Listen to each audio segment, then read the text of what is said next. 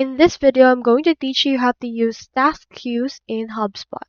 To do that, first head over to the sales and then locate the task right here. If you can find it, it's also available right here onto your actual CRM. So click on the disk and head over to the task.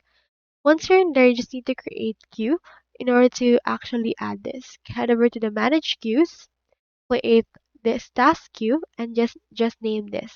So for example, let's just name this Monday and select a queue access type. Let's make it public and click on save.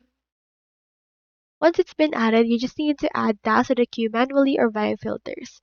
So click onto this edit option right here, or you can also head back to your task available and then add it to the queue.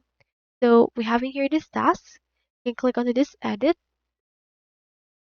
and then in here you can add in here the due date, the task, and the likes, or you can also enable filters in order to add it automatically through that one by one. So that's all there is today, and if you haven't signed up for HubSpot yet, make sure to use your affiliate links given in the video description. Thanks for watching, and I will see you in my next video.